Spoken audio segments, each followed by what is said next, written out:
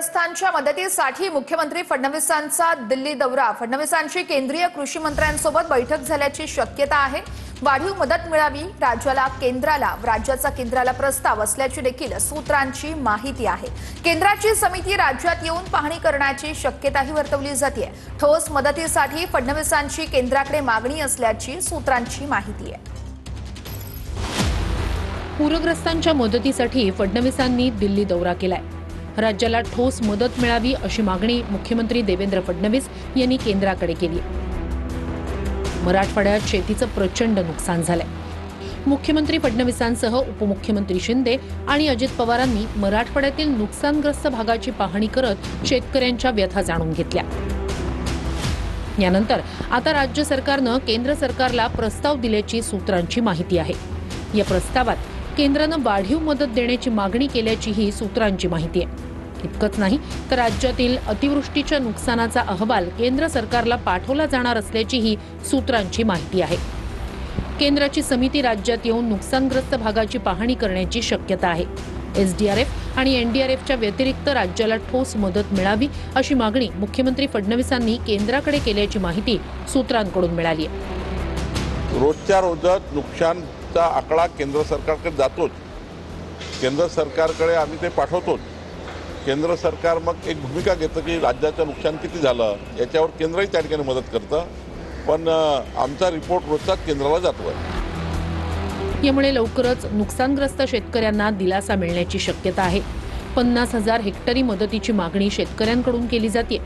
शेतकऱ्यांच्या मागणीला विरोधकांनीही पाठिंबा देत सरकारकडे त्वरित मदत देण्याची मागणी केली। देशात शेतकऱ्यांना सर्वाधिक मदत घोषित करणारं पंजाब हे पहिलं राज्य आहे। पंजाब सरकारनं एकरी 20,000 म्हणजेच हेक्टरी 50,000ची मदत दिली, तर महाराष्ट्र सरकारनं आतापर्यंत प्रति हेक्टर 8,500 रुपयांची मदत दिली। त्यासाठी 2,215 कोटींचा निधी जारी केला। केंद्र सरकारनं पंजाबला 1,600 कोटींची मदत केल्यानं महाराष्ट्रालाही 10,000 कोटींची मदत करावी अशी मागणी उद्धव ठाकरेंनी केली आहे। पंजाब सारखं राज्य जर एका हेक्टरला 50,000 रुपये देऊ शकत असेल तर महाराष्ट्राने द्यायला काहीच हरकत नाहीये। पंजाब सरकारनं शेतकऱ्यांना हेक्टरी 50,000ची मदत दिल्यानं राज्य सरकारही हेक्टरी 50,000ची मदत करणार का याकडे आता राज्यातील शेतकऱ्यांचं लक्ष लागलंय।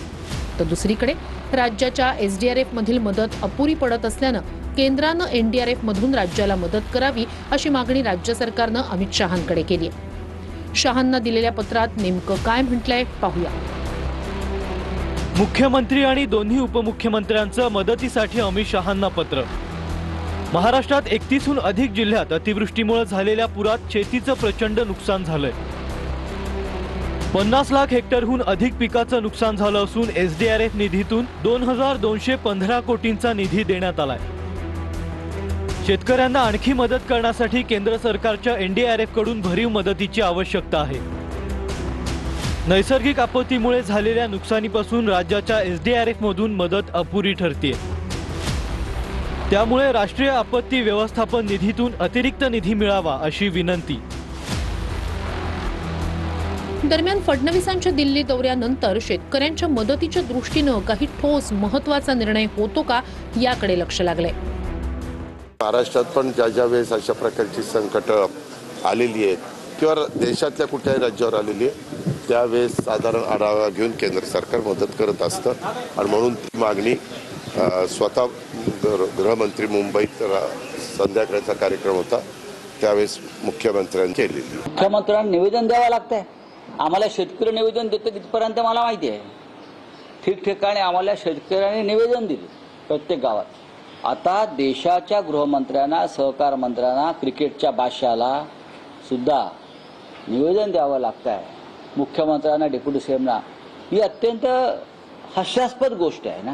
आजपर्यंत केंद्रामध्ये जाण्याची सुबुद्धी यांना सुचली नाही। आता जर सुचत असेल तर त्यांना शुभेच्छा आहे, मात्र चांगले दिवे लावून दिल्लीहून परता, नाही तर दिल्लीहून पुन्हा हात चोळत येतील आणि हात हलवत येतील असं करू नका। आणि हात हलवत न येता तिथूनच काहीतरी मदत घेऊन या, तोपर्यंत दिल्लीला थांबा।